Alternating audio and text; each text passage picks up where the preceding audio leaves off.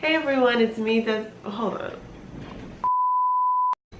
Hey everyone, it's me, Desiree Marie. Welcome back to my channel. Welcome to my crew, who I'll call my subbies, and welcome if you are watching me for the very first time. I'm Desiree Marie and I talk about my locks. I bring you guys along with me as I journey to learn my locks, to love my locks, to grow my locks.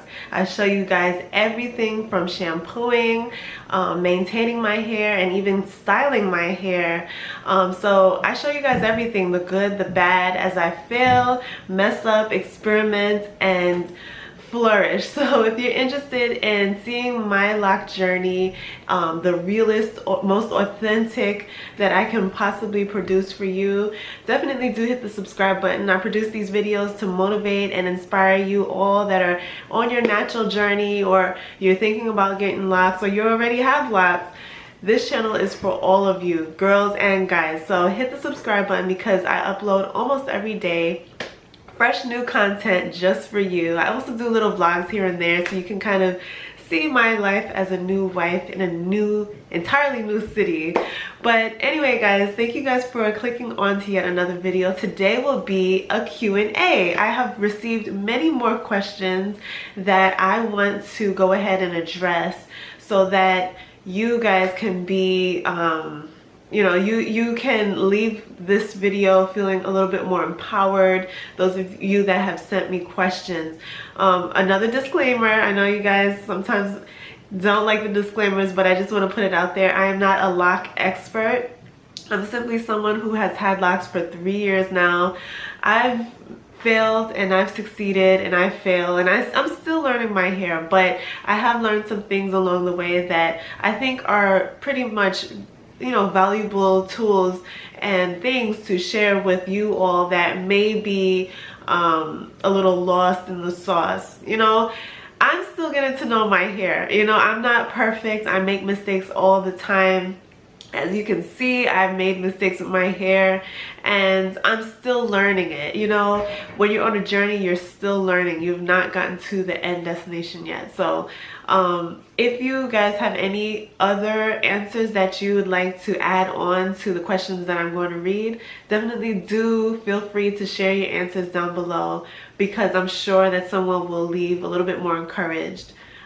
Yeah, so let's just get on to our questions and answers. Well, questions. Okay, so one question that popped up very strong to me was a question that I received on a very old video, and it is by you and I am you. Thank you for submitting your question. And she says, or she or he, I'm sorry, she or he says, thanks for the tips. I did the porosity test, which shows that I have low porosity hair.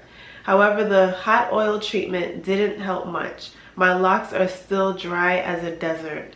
I drink a lot of water and I eat a balanced diet. My scalp is dandruff-free for 2 years now since I became vegan, so I don't think it's a diet problem. I also use silk pillowcases, and my shampoo, which I use once per week, is all natural. What else could I do? All right, so thank you so much for being so transparent in that question. I know that many more of us are going through the same thing. Me, myself, I go through that as well, where I wonder and question, like, what am I doing wrong with my hair? I feel like I'm doing all the right things. You've mentioned a few things, that you're vegan. Congratulations, that is awesome, because I feel like when you eat a lot of animal products, please don't come for me, people that eat meat. I eat meat too, but I feel like there's a difference between when you eat meat and when you don't eat meat, and it shows on the outside. Things like animal products, animal foods will do a work on the outside, as far as dandruff or acne. It'll just show up on the outside pretty much, because it kind of goes against, it goes against how we're supposed to eat. And I'm not gonna make this a whole video talking about vegan and non-vegan, because I eat meat. I'm not gonna be a hypocrite, and I know that there are some people out there that will come for me, so don't come for me. But congratulations on becoming a vegan. That is the best thing that you could do for your health. And I always encourage everyone to do what's best for them. However, you said you have low hair porosity. I completely understand. If you don't know, hair porosity is, I did a whole video on this, but low hair porosity is one of the most difficult types of hair to moisturize, because your hair is so strongly barricaded that it takes a lot to penetrate the shaft of the lock. So you have to do things like hot oil treatments, which this person said that they did hot oil treatments. You know, they're doing so much. They're doing the you know, sleeping with silk pillowcases. But one thing that I would ask you, that I might recommend, is to not shampoo as often. You might be stripping your hair of its natural oils. I did come up, you know, I did find a resource online from Medical News Today that I would like to share, because like I said, I'm not a LOC expert, but I did want to give the very best answer that I could. So I did a little research for you. And I looked up the causes of dry scalp and dry hair. You said that you don't have dandruff, which is awesome, so that's pretty much something that we don't have to think about. But what I would mention is something that they said here. They said people with dry skin are more prone to dry scalp. This means that many of the things that cause dry skin can also cause a dry scalp, including dry air, particularly during the winter months, excessive washing, and they also say skin conditions such as eczema. Now, one thing that popped up was the excessive washing. Now, I would probably recommend that you kind of space out your washes and not wash as often as you are. It's great that you are maintaining a clean scalp. That's awesome. But you may be stripping your hair from the natural oils that it's trying to produce throughout the week. You know, you may be stripping it before your hair is able to really produce the natural oils to make your hair feel and look a lot more moisturized. This article also continues to say the scalp, like the rest of the skin, sheds dead skin cells. The faster the skin sheds dead skin, the worse dandruff becomes. You're not dealing with dandruff. Alright, so what I did was fast forward and look towards the bottom of this article, because they go back and forth talking about dry hair, dry scalp, and dandruff. I wanted to get to the actual treatment part so that you can be, you know, you can actually do these things as well. And they mention that you might want to try using less irritating shampoos. I know that you said that you use a pretty good shampoo. Let me see. You said that you're using a shampoo which is all natural. So maybe the shampoo is not the problem. Like I said, it might be that you're shampooing a little too much. Another recommendation is switching to a moisturizing shampoo. This particular shampoo that you're using, it's probably natural. It could be natural, but it might not be adding back to your hair's moisture. Because when you shampoo, you pretty much strip your hair of all of its oils, natural oils, and you tend to leave with dry hair until you bring back the moisture back into your hair.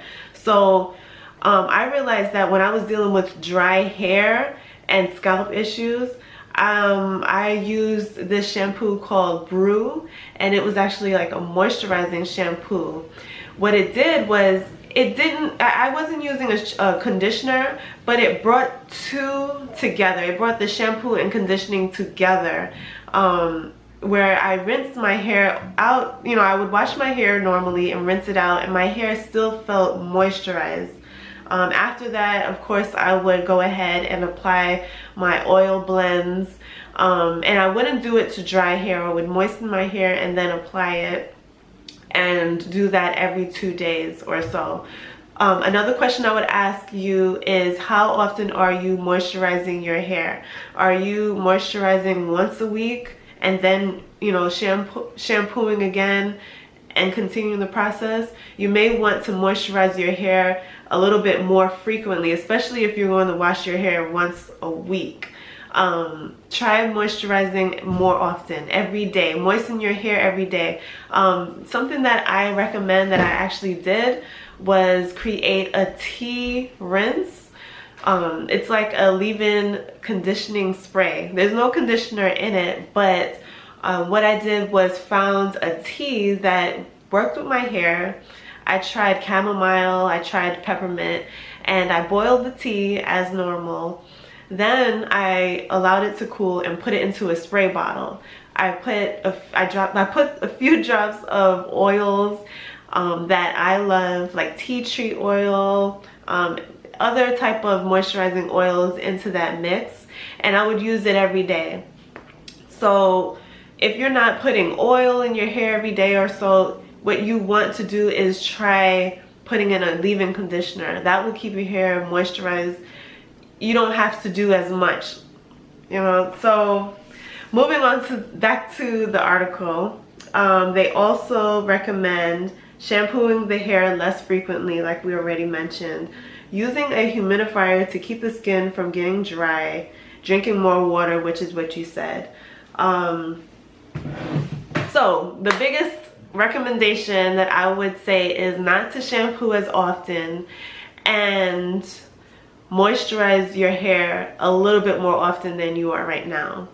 And take more time doing it, because I know that you said you have low hair porosity, and like I said, that hair type is really hard to get moisture into. So you really have to take the time to like work it into your hair, and it takes a little bit more time and effort, but it will be worth it. Continue to keep you know, your awesome diet as a vegan, drinking more water and doing what you do.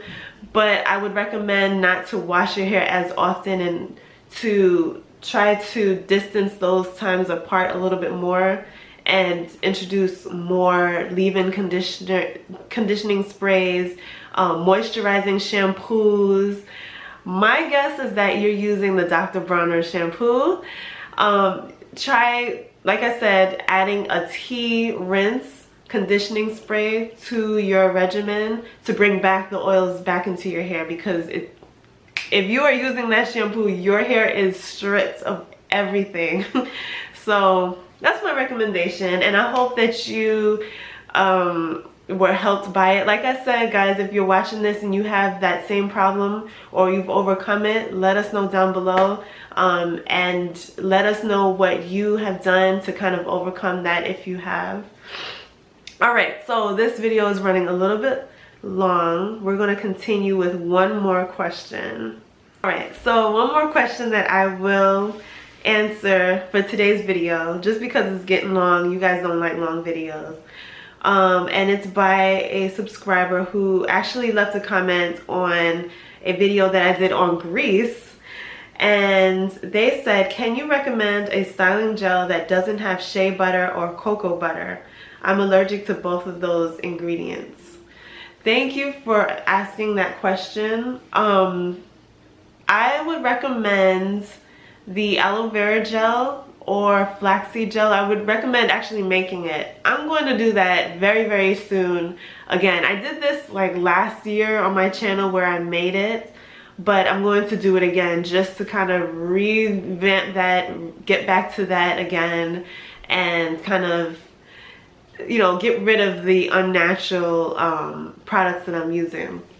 But I would recommend all natural aloe vera gel, whether you make it or whether you purchase that at the store, or flaxseed gel.